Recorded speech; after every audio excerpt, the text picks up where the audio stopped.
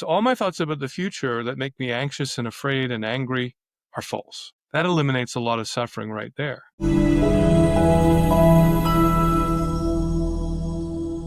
Today's guest is someone whose life journey is nothing short of remarkable, deep transformation. Jonathan Labman, or John, as I love to call him from now on, is a spiritual awakening professional with over 24 years of experience guiding thousands out of the shackles of abuse, anxiety, and exhaustion into lives of peace, clarity, and liberation. A survivor of childhood abuse and religious cults, John's story is not just one of survival, but of profound awakening and purpose. He shares his insights through his compelling column, Simply Awake, and his powerful book, Being Human and Waking Up. With a rich background in psychology, energy healing, and yoga, John is here to help us reconnect with our truth, master the basics of being human, and discover what it really means to wake up. Welcome to the show, John. How are you doing? Toby, I'm doing great, and I want to put a plug into all your listeners to give you lots of 5-star reviews and to subscribe and like, because you're doing this from the love of your heart and for the betterment of spiritual life in all human beings. And I vibe with that. So I want your listeners to give you some good love back as well. And Thank you so much. I'm enjoying talking to you, and I'm doing well. Going through another spiritual transition that I just explained to you is the loss of all ambition. Some people tell me or say that this is a kind of ego death, although I don't really understand what that means anymore. The ego still has to go on as an interface with the world unless you're sitting in a cave somewhere. But that's how I am. And right now I'm still in private practice as a therapist and an awakening guide. When you mentioned that earlier before we started recording, I was just thinking about a phoenix, for example. Sometimes you want us to die spiritually to be reawakened, to reborn, basically. Right. I don't know if that's the phase you're going through right now, that you have to die to Yeah. be given birth to again, or something like that, in a different form, in a fresher way, in a bigger way, maybe. So if you're asking how I see spiritual awakening, it is, for me, I've seen it through brain science recently in the way of moving from the left brain and its dominance to the right brain, but also you could say moving from identifying with that chattering voice in your head that calls itself I or me to identifying with God itself. And God itself means a sense of no spatial boundaries, no time boundaries, just present moment, eternal awareness. And then there are certain aspects when you're identifying with the God part of you, which are love, contentment, freedom, peace, and truthfulness. All of which, I say, if you remember nothing else, remember that love and truth always have to go together. And as we move from the fear-based and pain-based ego to the spirit, to the divine, or whatever you want to call it, in the yoga tradition, Brahman, then we're moving from really a mind-bound, thought-bound life to a life that has a very different ground. You might say the ground of being or the ground of eternity. And so to me, in Christianity, you talk about salvation and sanctification. And almost all spiritual traditions talk about some sort of initial awakening experience where you begin to understand that there is a God and that God is part of you and you are part of God. And then there's a transformative journey where you keep learning, first of all, how to be a human being, because nobody teaches us how to deal with the fact that 90 to 95% of our thoughts are false. Nobody teaches us how to name and feel our emotions. I mean, at least in the Western culture that I grew up in, nobody was interested in emotions. They either wanted you to be happy, or if you're a man, you could be angry, but now you can be angry only in a certain way, right? The idea that there was anxiety or fear, there was melancholy or grief or sadness or, extreme grief. All of those things are not even really talked about or taught in school at all. And so when people come to me and they're suffering, I first try to teach them, okay, start to notice that your thoughts are not you. That's the first step, really, is you separate yourself from your thoughts. You realize there's another part of you that's not just thinking, thinking, thinking all the time. And that life is not about thinking. Life is about the contact with the senses. And we're in contact with the reality through our senses. And if we want even sort of physical and emotional stability, we need to spend less time in our thoughts and more time in nature and in contact with three-dimensional world. That there's a gradual transformation. All the patterns that you learned growing up, maybe that you brought into this life from other lives, if you believe in past lives, which I do because of personal experience, all of that has to be refined and transformed. And usually the refining is difficult. They don't call it purification for nothing. But it's like, the divine is burning the dross or the lead out of your gold so that you eventually become transparent and hopefully shine with the attributes that we all agree are divine attributes like love and truth. Yeah, yeah. Well, that's so profound. If I could take you back a little bit, earlier you talked about, living that pain-based life, basically, like leaving that behind you, like, overcoming that. I mean, I find that very intriguing, and I would like us to revisit your past a little bit, if that's okay with you, Oh, it's because fine. Yeah. you've experienced both, deep trauma and deep transformation. You are in the cult. You had experiences with the cult in the past, been abused also in the past. So can you take us back to that moment in your life, and also to the moment when you realize that you are no longer a victim or, to all of this anymore? Can you Right. walk us through that? So very briefly, because I'm 70 years old last month. Oh, congratulations. Happy Thank you. birthday. I grew up in a normal middle class home in the United States, right outside of Trenton, New Jersey. But I was subject to sexual abuse in my home as a child by one of my parents. And because of abuse, and now I've studied a lot about it now because of my own history and interest in helping others. The brain gets changed and coordination can be difficult. So when I went to school, and also you don't trust people, or you don't know who to trust really when you're being abused by a parent. And so I went to school and I was very awkward and uncoordinated. And so I was really bad at sport, all kinds of sports. And so I was the last picked for teams, and I was bullied and picked on and sort of tormented in school. And the only way that I survived that was that I was actually a good academic. So, and I became the teacher's pet, which of course made me more the target of abuse, but I didn't know that. I was trying to find some way to attach to an adult in a way that was safe. And so go on to about age 15, and I'm really by then pretty tormented. And I started going to a psychologist because I was so messed up inside and so confused and so anxious. I would come home every day with terrible headaches. I was just petrified of being in school. So lived a life of fear. And then one day we're sitting in a 10th grade assembly, like a big assembly for the whole 10th grade. There were 750 students. And somebody comes and they show us a film about an international school on the south coast of Wales. Still there. It's called the United World College of the Atlantic. It's the first of maybe 20 schools around the world that are bringing students together from many countries to learn to take the International Baccalaureate curriculum. We were the first class at United World College to do that. And they show this film, and the school is in a castle on the Welsh seacoast. I'm like, huh, okay, wait, I've been reading about castles all my life. I might go to school in one. And so I went right down to the front of the auditorium and signed up and applied to go to school, clear out of the blue. I don't know why I did it. I was like, oh, great, get me out of here. Get me to someplace beautiful like this. My life will change, right?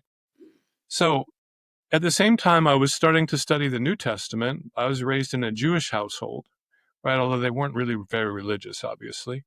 And so I started praying. I was saying, okay, I don't really know if you exist, God, but if you exist, they tell me that it's impossible for us to get a scholarship for this school because we're too middle class. So if you exist, I was so arrogant. if you exist, please give me this scholarship. Then I'll believe in you and I'll change my life and start a religious or spiritual path. And there was a postal strike that year in the United Kingdom, and I waited a whole month for a letter to come. I got accepted April 1st. No news about finance until May 1st. All that month I was on my knees praying, or however I was praying in those days. And I got the financial aid and the scholarship that I needed. And then I was ecstatic for a while. But of course, you take your problems with you wherever you go. So I went to school, had a wonderful 2-year experience there, but I had depression, I had anxiety, I had what we call dissociation, where you kind of check out of your body, you go into a freeze response, and really had a hard time getting through school, although I did. I came back to this country, I went to one college, I had a nervous breakdown, I got better for a little while, I went to a different school, I went to a Christian college in Georgia, where I became a pre-seminary student. I was going to go to seminary. But in the meantime, I went and joined a commune in California for a few months. Left school, right? So I was just all over the place looking for some sense of security and peace and some connection with God that I could feel. I go to this commune in California, and after 3 months, I'm depressed again. They put me on a 1-month water-only fast. I went from 140 pounds, now I'm about 210 pounds now. So I went from 140 pounds to 115 pounds in that month. And I just got much worse in terms of psychological and mental health. And by the end of that time, I finally decided to go home. And within 10 days, I was in a mental hospital. And I was getting electroconvulsive therapy or shock treatments in those days, where they use electrical voltage to scramble your short-term memory because they think that's where the seat of your emotional problems are. In those days, anyway, they thought that. I was diagnosed with schizoaffective disorder, which is not exactly schizophrenia, but it's sort of an environmentally caused break with reality, and with severe depression. And after 2 months, I was pulled out of the program by my stepfather and mother, and I started trying to recover. I went back to college eventually. And when I was at college, my mother was going to divorce my stepfather, so I had no home to come to. I stayed at college one summer, and then the next year, I met some people from a church that was part of the denomination that sponsored the college. It was the Reformed Presbyterian Church Evangelical Synod in those days, now part of the Presbyterian Church in America. And this church invited me to come for the summer and stay with one of the elders, get a job, and participate in the church and see if I could become one with God again. And like the commune, it didn't really work very well. And when I went back to school after the summer, the elder that I was living with and his whole family were excommunicated from the church. And there was a big split in the church, and the church started devolving into a brainwashing cult. And when I finished college, I came back because I had taken lifetime vows to be there and serve God there and become more holy there. We kept the Sabbath, we were celibates, we were strict celibates, and we gave a tithe of our pre-tax income, 1/10 to the church. And we had to really hear everything they said and repeat it the way they wanted us to repeat it. And we had to feel what they wanted us to feel. And we eventually got cut off from our families, and we weren't allowed to mix with our colleagues at work, although we all had jobs. And after about 6 years of that, someone tried to burn the church down. And then the woman who really was running the church behind her husband and son, who were the two elders, decided that all the church members must be in sin, otherwise God would never have allowed that to happen to the church. So we were all put on suspension from communion. We were all going to be excommunicated if we didn't cough up some sort of secret sin. Well, I coughed up what I thought was a secret sin, but since I had never actually acted on my sexual orientation at that time, I decided, they said, oh, that's not your secret sin, and you still have to tell us what that is, or you can't come back into the church. You're going to be excommunicated. And for 6 months, I paced the floors at night until 3 a.m. usually. and then went to work the next day, trying to figure out what to do. And finally, we were carrying pews back into the church, having refinished them, and I thought, well, I still haven't come up with anything else that I can think of that's this terrible secret sin. And they said to me, well, if you are gay and you leave the church, you're going to get AIDS and die and go to hell. But if you come into our church and you haven't coughed up your secret sin, you're doubly damned to hell as a hypocrite. So I was given what was really not any kind of a choice. It was what we call in psychology a double bind. You're damned if you do this, you're damned if you do that. There's no choice that you make that'll be good for you. And at that point, it was October of 1984. One Saturday morning, I packed up my things, put them in storage, and fled. And the next day, I was in therapy with a psychotherapist in Princeton, New Jersey. It's a long way away because I was living in King of Prussia. So it's about an hour and a half. But somebody found me this therapist, and that woman that was the first time I felt like I had any hope to have a life of my own, and that I had anything in me that was valuable to give anybody else. It was the first time I felt like I might be able to live and be myself. And that, I was already 29 years old.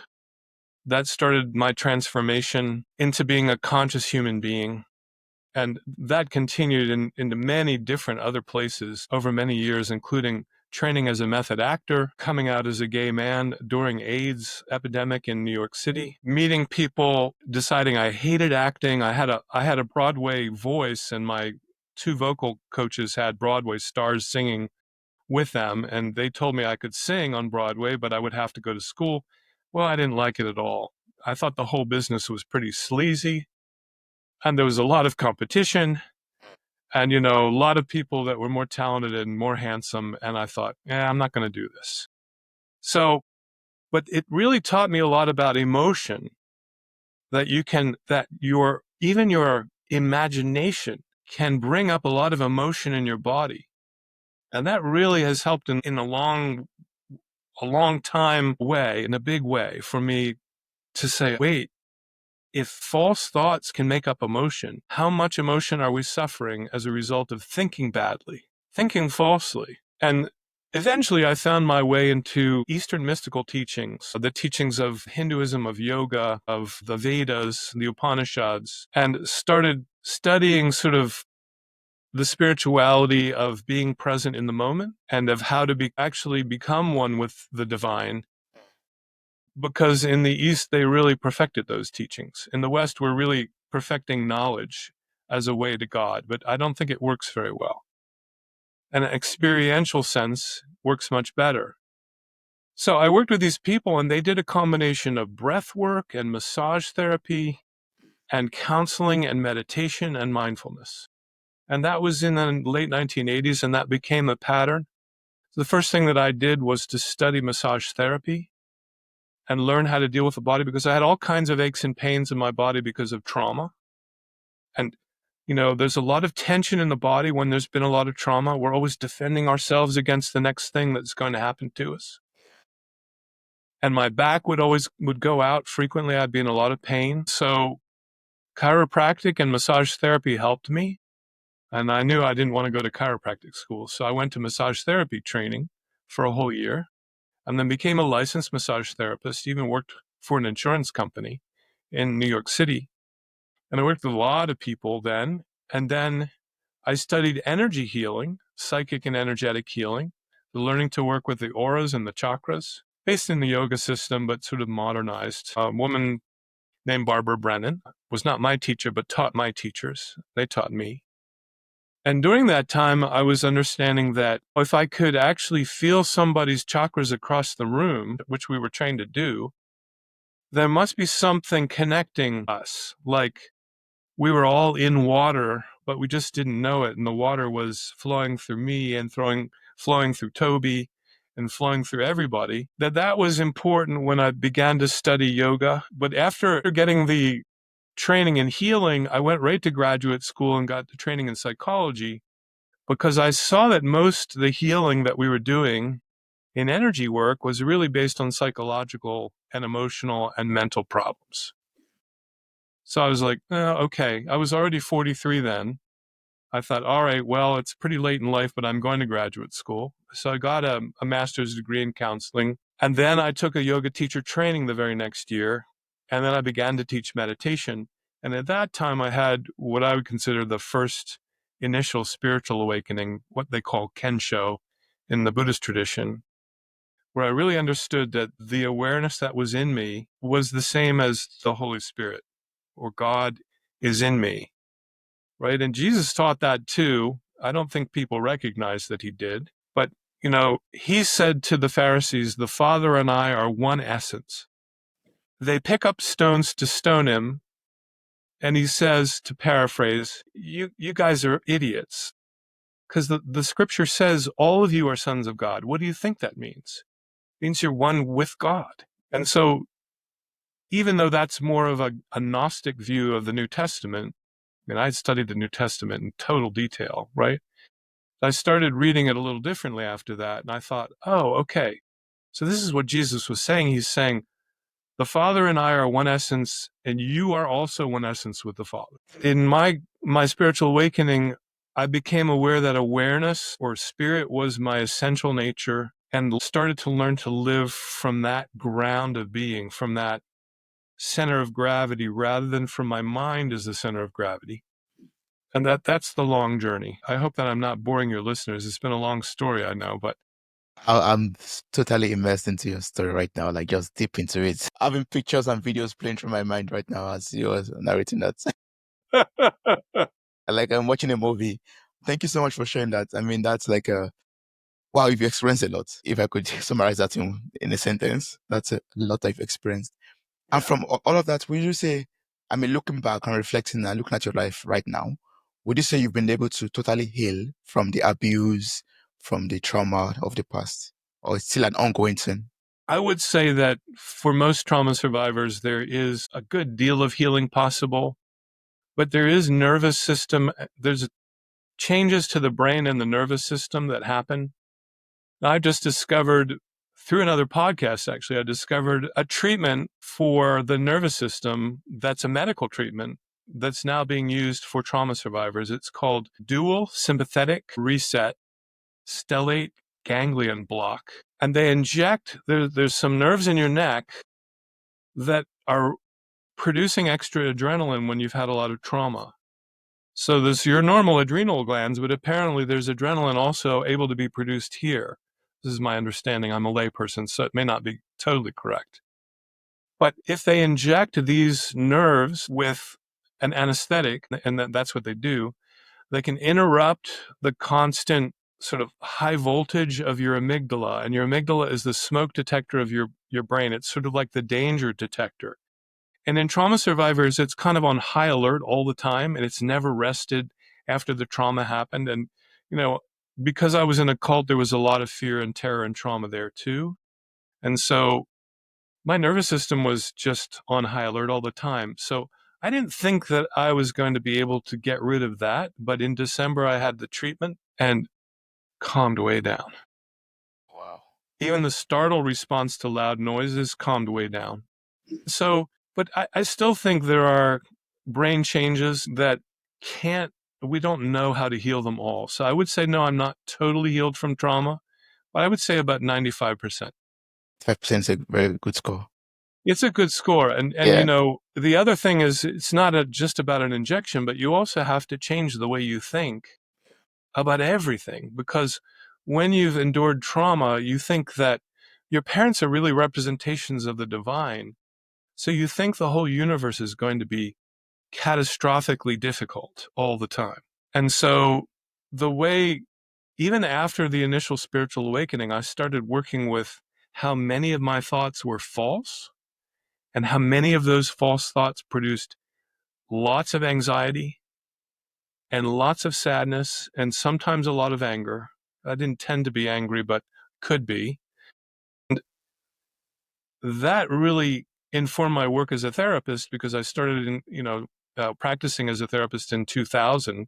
And eventually I decided to get a license, which is different from getting your degree. So I went back to work for organizations, and I worked for a drug and alcohol rehab facility. And I was seeing that a lot of the people that were using drugs and alcohol had histories of trauma. And I had a boss who was great. She sent me to meet a world famous trauma treatment specialist named Bessel van der Kolk, he's written a New York Times bestseller called The Body Keeps the Score, which I highly recommend to your listeners.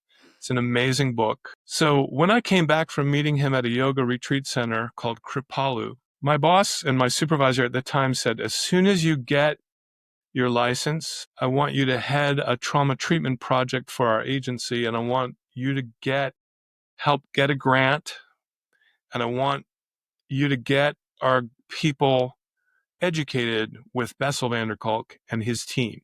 And that was before we had FM and Skype and Zoom, and they had all this elaborate camera equipment. This was in 2011, I think, and we had 30 weeks of training with Dr. van der Kolk and all of his PhD staff and his MD staff in trauma. And we also had 10 people from other agencies come in and join us. So we began to educate people in therapeutic roles. And I got deeply involved in trauma because around 2007, I started remembering what had happened to me as a kid. And I was 52 years old. I didn't remember what had happened until then. And it was only because it was happening to somebody in the next generation in the family that I even remembered. And so that got me very interested, because suddenly my world was upside down, and here was all this trauma I didn't know anything about. And I'd had a sort of, I don't know if you know the word saccharin, right? Artificial sweetener. I had a sort of saccharine view of my previous life, totally shattered. And then I began to understand what people would go through if they were being treated for trauma successfully. And I really wanted to do that because I knew how hard it was being for me to feel better. It's kind of like life just went upside down. I couldn't sleep at night, and I was 52 and I was already a therapist and I was already spiritually awake, but this stuff comes up and then you're totally overwhelmed. Yeah. I mean, I've been getting this recommendation often. The book, The Body Keeps It Counts. I think I should pick it up very soon to read also. Yeah, but I mean, I think I've been reading like a bit of excerpts from them, like a bit of extractions from the book. And there's one, maybe not from the book directly, but I've heard also in the past, correct me if I'm wrong, that sometimes the brain blocks out some memories from our childhood days just to protect us, basically. Some That's bad things that I might exactly have right. experienced. Yeah. Yeah, you're absolutely right. The brain, that's called dissociation. It's also called a freeze response. When you go into freeze response, it's because your nervous system is so far up the ladder of heightened anxiety that it can no longer cope. So you go into freeze. In freeze, there's no verbal ability. The verbal centers in the brain go dark. There's nothing, no energy there at all. All the energy is in fight or flight, and you're not able to speak, and then it's hard to remember. Your right brain can remember, but I think the left brain, the verbal, goes offline altogether. So, and then yes, much later, if you're safe enough, the memories can begin to come up. But of course, when they do, then you're sort of re-traumatized, unless you're getting treatment. Another good book to recommend to you and to your listeners is Dr. Bruce Perry and Oprah Winfrey wrote a book called, now can I remember it? What Happened to You is the name of the book. Yeah. Have you seen that one? I listened to the interviews about them, like Oprah Winfrey interviewing the doctor. I was like, okay, yeah. Yeah, and I had studied with Bessel van der Kolk first with that program that I mentioned earlier, the 30-week program. But then I was also invited to study with Dr. Bruce Perry, who wrote What Happened to You? And that was a year-long program with about 20 of us from various agencies. And he was also really good and really clear. In the book that he wrote with Oprah is very simple in terms of there's not a lot of technical psychological language or neuroscience language. It's very well presented. Your readers, anybody with a history of trauma, really benefit from that. And of course, you plugged my own book, so I'll mention it again. Being Human and Waking Up is about how to cope with your own humanity. And what happens to us as a result of trauma is that we just get all tied up in knots and anxiety. And the thoughts are all tied up in anxiety and knots. So we have to unravel all that. And it takes work. It's absolutely worth it because instead of living like a ball of stress, you live like a human being.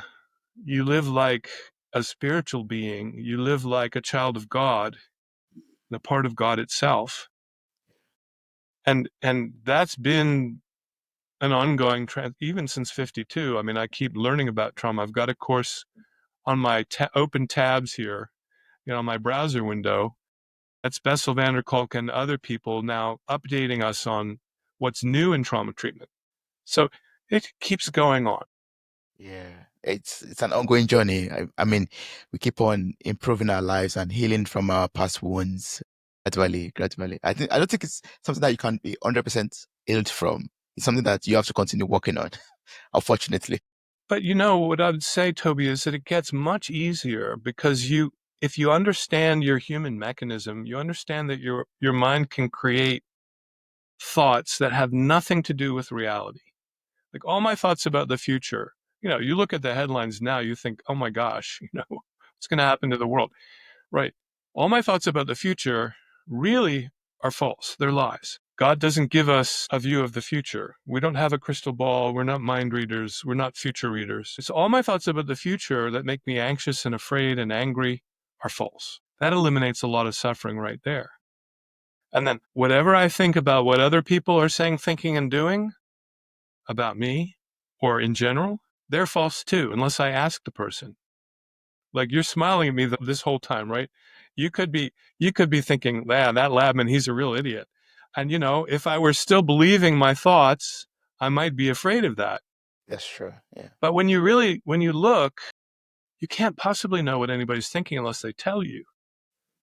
And also then all the thoughts that we learn about ourselves as survivors of abuse, people that have insulted us, people that have called us names, people that have said this, that, and the other thing about us, the people that told me I would get AIDS and die and go to hell if I was actually gay.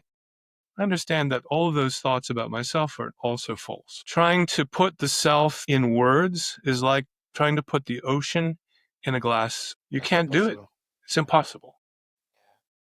Just allow your thoughts to flow and watch them, basically. Detach yourself from them, observe them. Right. Yeah. Observe them and realize that most of them are baloney, to use a polite word, otherwise known as BS to your English speaking listeners, right? Yeah. And so when you realize that those thoughts are also causing your body to generate a lot of contraction, a lot of anxiety and anger, a lot of adrenaline comes from those thoughts. You just can gradually over time, you can shut down all of that unnecessary emotional and physical suffering.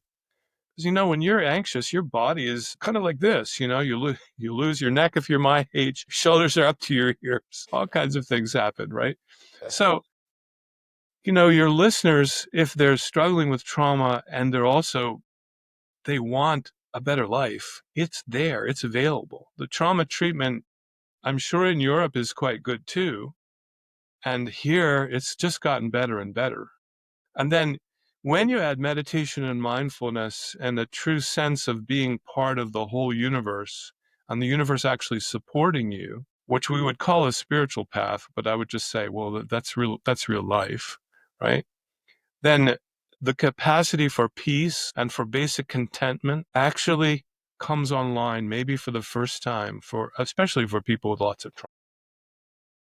I mean, thank you so much for that. Apart from reading your book, a question that's coming up for me right now is apart from reading your book and getting other resources, to help on this journey of healing, what can we listeners right now have in our first aid kit in case, something comes up during our healing journey? We're on this healing journey, but sometimes life just happens and things get triggered, some wounds get ripped off again and it becomes fresh again.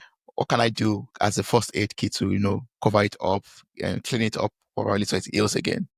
Well, it's a really great question. So the simplest thing, if it's a thought-based catastrophe that's happening, if it's all internal, question whether the thought is true. But if something's happening on the outside and the inside and you're overwhelmed, what I say to people is you want to get present in your body. You want to look around the room literally like you're a dog or a cat, kind of Hmm. moving from the waist Yeah. right? And looking around the room and see if there's any danger actually present in this moment. Mm. Yeah, exactly, like that. Yeah. And then if you see that there's no danger, get your feet on the ground and see if you can feel your feet on the ground. Can I feel my feet? Okay. Can I feel my hands on the arms of the chair if there are arms, or on the desk? I have a nice Turkish wood desk here, right? It's very smooth. Can I feel the sensations? And that begins to put me back in touch with reality as it currently is, not a memory that brings back a terrible set of emotions. What we call flashback is really emotions from the past that flood the present, make us feel unsafe. So looking around and getting present in the moment with what's actually here is a big reality check to your brain that says, okay, there's nobody here who's insulting me or trying to abuse me or is going to hit me or is chasing me with a weapon. Right? I'm safe right now. You might even say something like, repeat that, like, I'm safe right now, I'm safe right now, or whatever your listeners would say to themselves that would be similar to that. I'm safe, or everything's okay right now. I used to use those mantras when my trauma first came up and I couldn't sleep at night and things were so difficult, about 18 years ago. And also there's a breathing technique that people can use right away that doesn't take a lot of learning. It's very simple, and I'll show you and your listeners right now. So you want to sit up straight when you're breathing like this because you don't want to contract your lungs or put pressure on your diaphragm. And so you want to take a very deep breath for about 2 seconds if you can, and then exhale as many seconds as you can, 4, 6, or 8 seconds slowly. And count while you're exhaling. 1, 2, 3, 4, 5, 6, 7, 8, however long you can do it. And then take another rapid deep inhale for 2 seconds and exhale slowly. And, might relax more with your eyes closed, but if you're not feeling safe, you might keep them open because you'll see statues of Buddha with the eyes 2/3 closed, but slightly open. So if you're not feeling safe in your body, having your eyes open is another line of defense and another way to tell your brain it's okay to be calm right now. Everything's all right. So those are sort of some emergency measures that I teach a lot of people who have histories of trauma, and that really helped me. Of course, also just going outside and feeling whatever the temperature is on your skin, looking at the sky, the clouds, listening to the birds, anything that locates you back in present moment reality is going to help calm the trauma response down and lower the adrenaline level.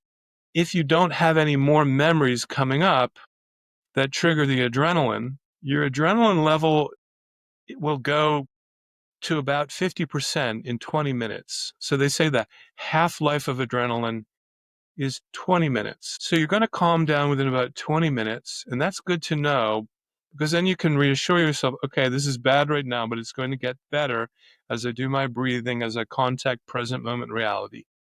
It really is a very simple way to help.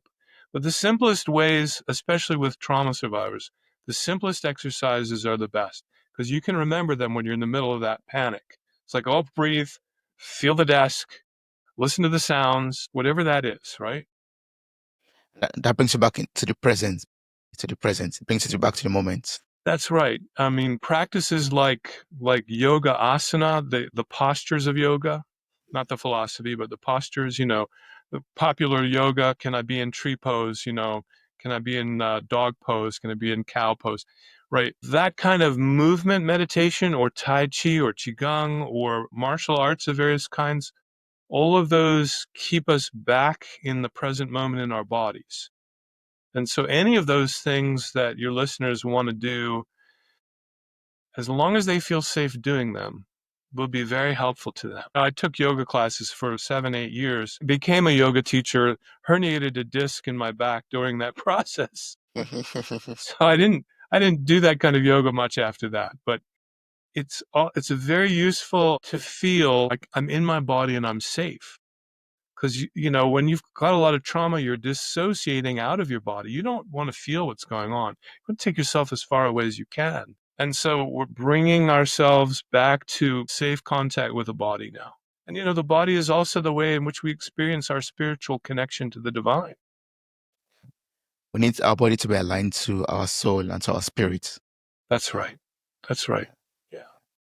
Wow, I've learned a lot from you, John. I mean, this has been so awesome. If there's someone out there right now listening that is feeling, broken, disconnected, or they feel like they will never feel whole again, they've just given up that hope because, maybe things keep on reoccurring. They've been on different healing journeys and, just seems to be working for them. What would you say to them right now? What would you say to their soul in this very moment? Remember that you are the divine in a body and that you've come here not just to suffer, but to become the divine in the body and to master your humanity and to get along with your humanity and to heal your humanity from all the difficulty that's come before. And it's possible to do it. I'm nobody special. If I can do it, you can do it. And it's really important to find, especially for a trauma survivor, a good trauma treatment psychotherapist, PhD or master's level person who is safe to be with and who looks at you through the lens of what happened to you, not what's wrong with you. Because it's all about what happened to you and how you respond. And you can undo how you responded to trauma. And then when you undo that, then you're free to respond to the present moment. And that is a process that does work and can happen. And I'm living proof of that. That's awesome. Yeah, we are all spiritual beings having physical expressions at the moment, and yeah, That's right. That's right. That's what came up to me when you said that right now. Like, oh yeah, okay. Yeah, that's a very good quote. So for people out there who, for example, would love to pick up your book, also get to work with you, in your practice also, what's the best way to connect with you? What's the best way to work with you? Well, because of your generosity and that of all the podcasters I've been, I'm going to give your listeners a free copy of my latest book in PDF form. And all they have to do is write to me on an email, and it's this: support. It's what we all need. Support at simplyawake.com. And Simply Awake, SIMPLYAWAKE with no space.com. Support at simplyawake.com is the best way to connect. I will send them a free book. I will also offer them a free 15-minute consult. Even if they're in Europe, doesn't matter. We can work out the time difference. And that's how they can contact me. And my website is called simplyawake.com. So it's very easy to find that as well. There's more information there. Awesome. Thank you so much, John. It has been so wonderful speaking with you. I'm so happy that you shared your story, took us on that journey, and through that story also learn how we could, not just learn, but you gave us that hope that even though you go through abuses and trauma in the past, you have the ability to heal from it and to get That's right. much more spiritual, awakened. That's right. It's available. Don't suffer. Go and it. Wow, that's awesome. Thank you so much. You're very welcome. It's my pleasure to meet you, Toby. Thank you very much.